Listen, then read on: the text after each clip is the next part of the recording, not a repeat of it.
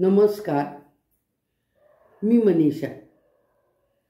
बघा, मी एक साधारण सगळीकडे ऐकते ना की मुलांना सांगितलं, समजा लहान मुलं, अरे बाळा हे एवढं माझं काम करशील का? तो म्हणतो थांब बाजी, आत्ता मला जरा वेळ नाही आहे. मुलाला काय सांगितलं, थांब ग आई, जरा वेळ नाही आहे, थोडंसं मला वेळ शांत होऊ दे, मग बघूया. असं सगळीकडेच आहे. प्रत्येकाच्या घरामध्ये जमाना इतका फास्ट झाला आहे ना, काय झाले तेच कळत नाही. कुणापाशी सुद्धा एवढासा सुद्धा वेळ नाही. 1 मिनिट वेळ नाही, 2 मिनिटं नाही, 5 मिनिटाचं तर बाजूला सोडा. एकच उत्तर, आत्ता वेळ नाही आहे, आत्ता वेळ नाही. आता आमच्या शेजारी एक गृहस्थ आजारी होते आणि त्यांचा मुलगा खूप मोठा पगारदार आणि सगळं तो व्यवस्थित करत होता वडिलांचं. तर एक नर्स ठेवलेली होती औषध पाण्याला, पुन्हा जेंट्स म्हणून जेंट्सचं करायला एक जेंट्स ठेवले होते. पण ते त्यांच्या ड्युटी असतील तसं जायचे, दिवसभर नर्स असायची, नंतर काय त्यांचं रात्री कोण जेंट्स येत असेल ते येत असेल. आणि मुलगा जाता येताना आपलं नुसतं बघायचं आहे. पण या वडिलांना जरा बोलायला येत नव्हतं. तर वडील तो ऑफिसला चालेल करायचं, असं एक रोज चालायचं. आणि तो मुलगा त्यांच्यावर खेकसायचा जायच्या वेळेला. तो गडबडीत असायचा, त्याला वेळ नाही ना. मग काय त्यांच्यापाशी ते केलेलं ऐकणार केव्हा तू? मग काय म्हणताय, काय सांगायचं आहे तुम्हाला, काय पाहिजे आहे तुम्हाला, एवढे असं काय, मग काय नको आहे तर कशाला काय म्हणायला लागलं आहे, काय पाहिजे ते सांगा त्यांना. असं असं रोज. आणि वाईट वाटायचं, त्यांना नीट बोलता येत नव्हतं आणि त्याला वेळ नाही. मग हे कसं काय? मग ती नर्स ठेवली, ती आपलं त्या वेळेला औषध द्यायची, पाणी द्यायची, खायला द्यायचं, प्यायला द्यायचं. आणि ते रोज त्याला घरी आला की एकदा ते करत त्यांच्या भाषेमध्ये, काय त्यांना बोलायला येत नव्हतं त्यामुळं, आणि ऑफिसला जाताना. आणि तो खेकसायचा. तर ते सगळीकडं तेच आहे. पण वाईट वाटतं ना, वाईट वाटायचं. पैशाला काहीही कमतरता नव्हती. मुलगा भरपूर पैसे मिळवत होता.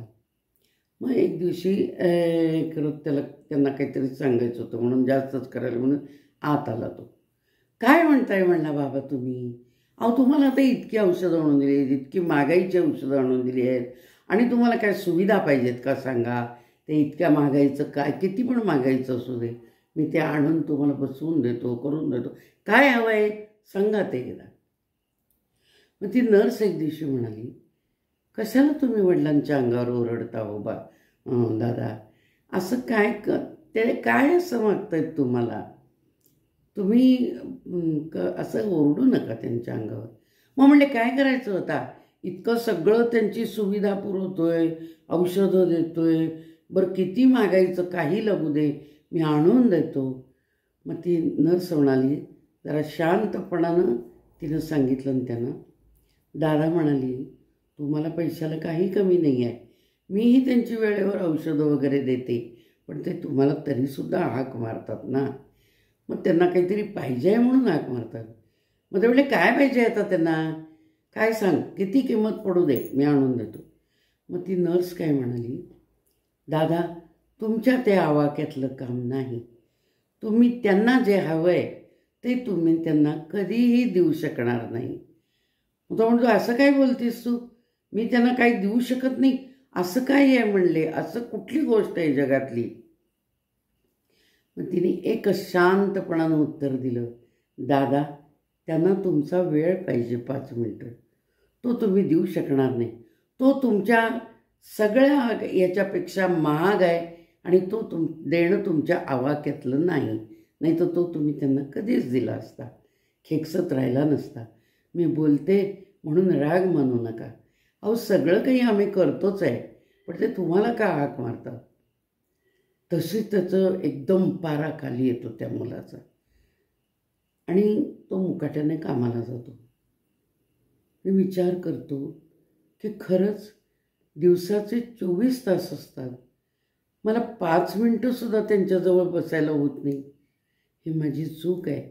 आणि अहो वेळ, सगळं इतकं महागाईचं दिलं आणून, तर माझ्या वेळेसाठी त्यांच्याजवळ द्यायला मला वेळ नाही.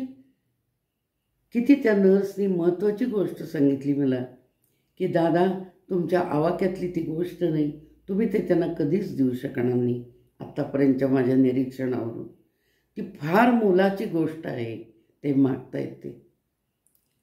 त्यानं विचार केला दिवसभर आणि रात्री एक सुखद दृश्य दिसलं की ऑफिसहून तो आला, फ्रेश झाला, वडिलांच्या जवळ जरा बसला,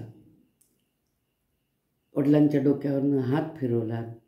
किती दिवसांनी त्यांनी वडिलांच्यावर स्पर्श केला होता.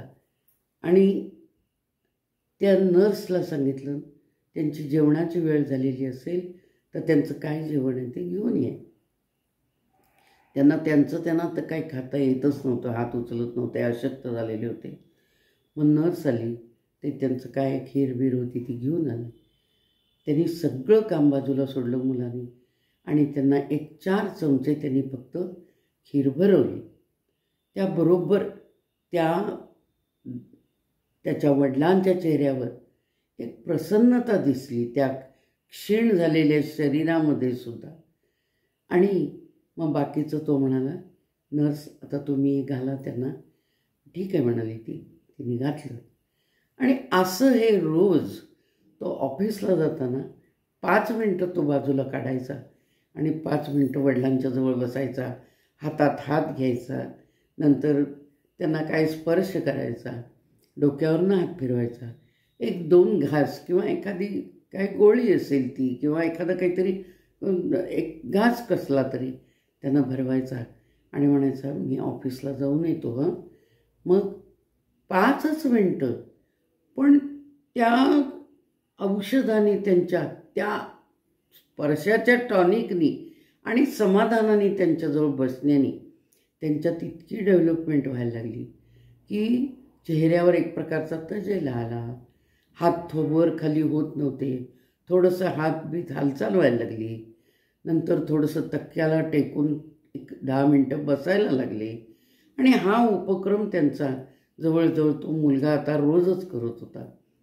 आणि एकदा त्याला फिरतीला जावं लागलं कामाच्या, तर तेवढं वडील समजू शकतात.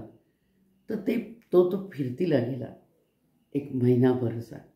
आणि ते फिरतीला जाऊन त्याच्या त्या ड्युटीमधून तो ज्या वेळेला परत आला त्यावेळेला त्याचे वडील त्या नर्सच्या आधाराने उठून येऊन बाहेर सूर्याला अर्घ्य देत होते.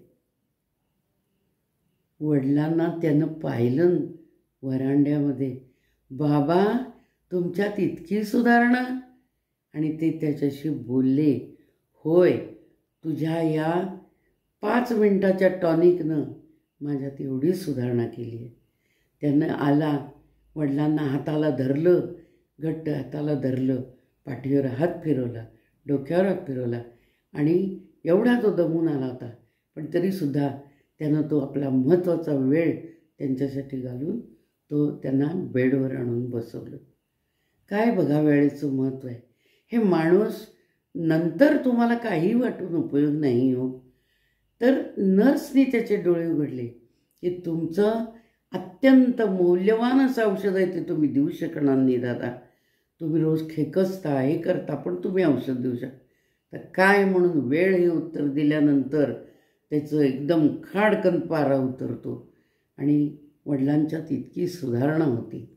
तर असं आहे की औषधापेक्षा सुद्धा तुमच्या एक स्पर्श एक केलेला किंवा 2 शब्द जेवलात का बाबा तुम्ही, हे 2 गोड शब्द आणि 1 मायेचा स्पर्श, एवढ्यावर सुद्धा आता ते काय नशिबात जेव्हा असेल तेव्हा यायचं, तेव्हा येतच ते, पण ते समाधानाने आलेलं किती चांगलं बघा.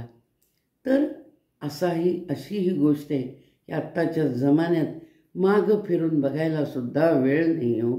म्हणून नटसम्राटमध्ये म्हणतो ना, ते म्हणतात ना, ते गणपतराव बेलवलकर, की कोणी घर देता का हो घर, कोणी घर देता का हो घर. आता परिस्थिती अशी आहे की 6-6 खोल्यांचे बंगले आहेत, एक 50-50, 60-60 हजार रुपये पेन्शन आहे ज्येष्ठ नागरिकांना. मुलं तिकडं लाखो रुपये पगार मिळवतात, पण मागं फिरून बघायला वेळ नाही हो कुणाला, त्यांच्याशी बोलायला कुणाला वेळ नाही.